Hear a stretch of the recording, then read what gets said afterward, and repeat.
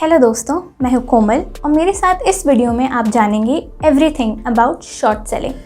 अब नॉर्मली तो हम पहले शेयर्स को खरीदते हैं और फिर उन्हें बेचना प्रेफर करते हैं, लेकिन शॉर्ट सेलिंग में ये होता है कि आप ऐसे शेयर्स को बेचते हैं जो आपने कभी ओन ही नहीं किया। तो आमतौर पर हम शेयर्स को कम रेट में बाय करना प्रेफर करते हैं और ज़्यादा रेट्स में बेचना चाहते हैं।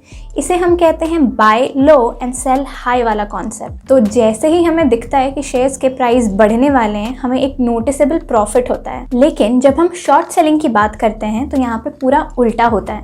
मतलब कि पहले हम शेयर्स को बेचते हैं एंड देन उन्हें खरीदते हैं। पूरा का पूरा उल्टा अप्रोच फॉलो होता है। मतलब कि जब शेयर्स की प्राइस नीचे जाती है, हमें प्रॉफिट भी तभी होता है। चलिए जल्दी से क्विक एग्जांपल के थ्रू इसे समझते हैं। मान लीजिए कि मैं एक ट्रेडर हूँ और मेरे पास कुछ शेयर्स हैं और मुझे ऐसा लग रहा है कि इन शेयर्स की प्राइस गिरने वाली है 3-4 दिनों में, तो मैं उसी वक्त बिना किसी डीले के उन शेयर्स को फटाफट बेचना शुरू कर दूंगी और जब उनकी प्राइस एकदम गिर जाएगी तो मैं उन्हें वापस खरीद लूँगी। तो दोस्तों, इसी को कहते हैं शॉर्ट सेलिंग। मान लीजिए कि जो शेयर्स मेरे पास थे, जो कि 100 शेयर्स थे और उनकी कीमत थी 2000 रुपये, तो मैंने उन्हें 2000 में फटाफट बेच दिया। कुछ टाइम बाद जब उनकी प्राइस घट के 1800 रुपये हो जाती है तो मैं उन्हीं शेयर्स को वापस 1800 में ख़रीद लेती हूँ। तो यहाँ मुझे हुआ 200 रुपये का फ़ायदा शॉर्ट।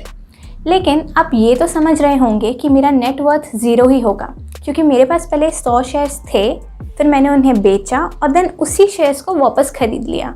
तो -100 + 100 इज़ 0। मेरा नेटवर्थ कुछ भी नहीं है, लेकिन हाँ, प्रॉफिट मैंने 200 रुपये का ज़रूर कमाया। तो बेसिकली आप इतना जान लीजिए कि शॉर्ट सेलिंग एक टूल है जिसके ज़रिए अगर शेयर की प्राइसेस गिर भी रही है तब भी ट्रेडर को एक अच्छा खासा प्रॉफिट मार्जिन कमाने का मौका मिल जाता है। लेकिन व्हाट इफ़ शेयर्स की प्राइस गिरने के जगह पे बढ़ जाए शॉर्ट सेलिंग के बाद? तो ट्रेडर को तो शॉर्ट लॉस ही होगा, ये तो ऑब्वियस है। तो आखिर ऐसे सिचुएशन में क्या किया जाए? तो दोस्तों, इस सिचुएशन में आप कैश मार्केट पे इंट्राडे के लिए शॉर्ट सेलिंग कर सकते हैं। मतलब कि सेम डे पे सेल और सेम डे पे बाय कर लीजिए उस स्टॉक को, लेकिन हाँ, स्टॉक मार्केट क्लोज होने से पहले। तो चलिए अब इसे भी एक शॉर्ट एग्जांपल से समझते हैं। जैसे कि अगर आपके पास ICICI के 100 शेयर्स हैं और आपने उन्हें शॉर्ट सेलिंग कर दिया है, तो आपको सेम डे पर उन 100 शेयर्स को शॉर्ट सेलिंग करने के बाद खरीदना पड़ेगा स्टॉक मार्केट क्लोज होने से पहले।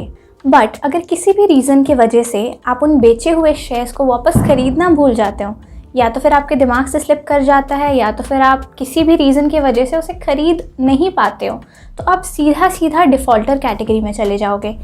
इसे हम कहते हैं शॉर्ट डिलीवरी। देखिए, इंडियन स्टॉक मार्केट में पूरी शेयर्स की सेटलमेंट T+2 साइकिल पे होती है। T यानी ट्रांजैक्शन, +2 यानी ट्रांजैक्शन के 2 दिन बाद। तो अगर आपने किसी भी दिन शेयर्स को खरीदा है तो उसका पूरा का पूरा सेटलमेंट 2 दिन बाद होगा। फॉर एग्जाम्पल, अगर आप मंडे को कोई शेयर्स खरीदते हैं तो वो शेयर्स आपको वेडनेसडे यानी T+2 पर ही आपके डीमैट अकाउंट पर आएंगे। तो अगर आप मंडे को शेयर्स खरीद रहे हैं तो वो ट्रांजैक्शन आपके डीमैट अकाउंट में वेडनेसडे को होगा और जिससे भी आप शेयर्स खरीद रहे हैं उसे भी पैसे वेडनेसडे को मिलेंगे। तो ये तो रही बायर और सेलर की बात। लेकिन बात करें स्टॉक मार्केट की, तो उन्हें T+1 पे पूरा का पूरा ट्रांजैक्शन पता चलता है, यानी आपके शेयर्स बेचने के 1 दिन बाद। और बस इसीलिए जब भी आप इंट्राडे पे शॉर्ट सेल करते हैं तो आपको स्टॉक मार्केट को कोई डिलीवरी रिपोर्ट देने की ज़रूरत ही नहीं पड़ती, क्योंकि सेम डे ट्रांजैक्शन हो रहा है तो ऑब्लिगेशंस तो बनते ही नहीं हैं। लेकिन अब बात करते हैं अगर आप डिफ़ॉल्ट कैटेगरी में आ जाओ, मतलब आपने इंट्राडे पे शेयर्स को बेच तो दिया लेकिन आप खरीद ही नहीं पाए। ऐसे में स्टॉक मार्केट का ऑब्लिगेशंस बनता है, क्योंकि उन्हें पता चल जाएगा कि आपने शेयर्स को बेच तो दिया है लेकिन उन्हें वापस ख़रीदा नहीं है। तो ऐसे में आपको पेनल्टीज़ लग जाएंगी और आपको एक बायर को एनी हाउ वो शेयर्स को बेचना ही पड़ेगा और डिलीवरी देनी ही पड़ेगी। लेकिन सबसे फ़नी बात तो ये है कि आप पे जो ऑब्लिगेशन है अभी उस बायर को शेयर्स ट्रांसफ़र करने का, वो शेयर्स तो आपके है ही नहीं ना, क्योंकि आप इंट्राडे पे उसे वापस ख़रीदना भूल गए। तो अब क्या होगा दोस्तों? अब कुछ नहीं हो सकता। अब नैया डूब चुकी है और आप डिफ़ॉल्टर लिस्ट में आ चुके हैं। लेकिन जिस भी बायर ने आपसे वो शेयर्स खरीदे हैं उसे कोई भी नुकसान नहीं होगा, क्योंकि ये स्टॉक मार्केट की जिम्मेदारी है। Stock market will make sure कि उन शेयर्स को ऑक्शन करके उस बायर के अकाउंट में तुरंत दे दिया जाए। So like a responsible institution, stock market उस बायर को ऑक्शन सेल के थ्रू वो शेयर्स दे देगा और उनका कोई भी नुकसान नहीं होगा। लेकिन एज अ डिफ़ॉल्टर आपका होगा भारी नुकसान, क्योंकि प्राइस डिफरेंस आ जाएगा।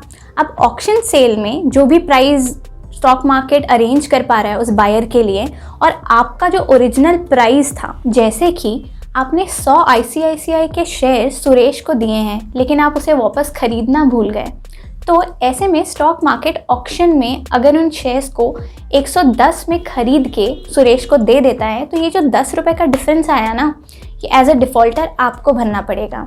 तो आप ये नहीं सोच सकते कि अरे यार अगर मैं ख़रीदना भूल गया तो ज़्यादा से ज़्यादा क्या होगा, डिफ़ॉल्टर लिस्ट में नाम आ जाएगा। नहीं, आपको पूरा का पूरा जो डिफरेंस अमाउंट है वो पे करना पड़ेगा। और बस वो ही नहीं, और भी बहुत सारे पेनल्टीज इम्पोज कर देगी आप पे स्टॉक मार्केट। तो इसीलिए डिफ़ॉल्टर लिस्ट में जाने से तो आप बचें।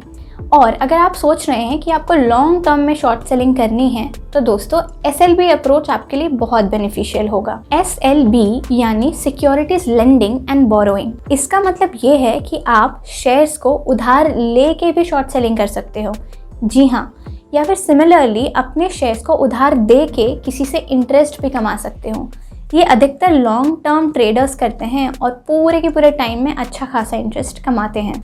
अब SLB के लिए NSE और BSE एक स्पेशल ट्रेडिंग प्लेटफॉर्म प्रोवाइड करता है, जिसके मुताबिक आप स्टॉक मार्केट टाइमिंग यानी 9:15 से 3:30 बजे के बीच में ट्रेडिंग कर सकते हैं।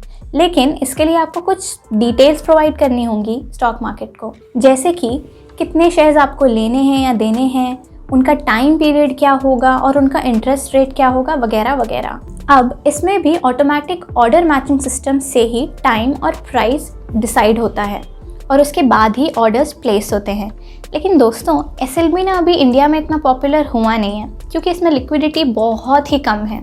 क्योंकि ज़रूरी नहीं है कि जो शेयर्स आपको उधार लेने हैं वही सेम शेयर्स कोई बेच रहा हो या फिर उधार देने के लिए रेडी हो, और जो शेयर्स आपको उधार देने हैं ज़रूरी नहीं है कि कोई बैठा है उन्हें लेने के लिए।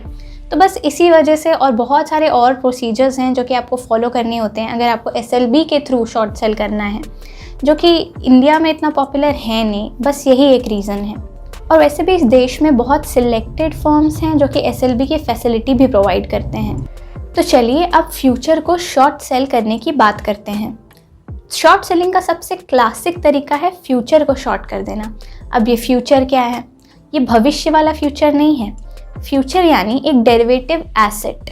प्रीवियसली हमने ICICI के शेयर्स का एग्जाम्पल लिया था, तो अभी भी वही लेते हैं। अगर ICICI के फ्यूचर्स कॉन्ट्रैक्ट की कीमत घटेगी तो उनके शेयर्स की प्राइस भी घट जाएगी। अब ज़रूरी नहीं है कि हर एक कंपनी अपनी फ्यूचर्स कॉन्ट्रैक्ट लेके चले, ये भी बहुत ही ज़्यादा सिलेक्टेड कंपनीज़ के होते हैं। अब बात करें 1992 स्कैम की, आप सब तो जान ही रहे हैं।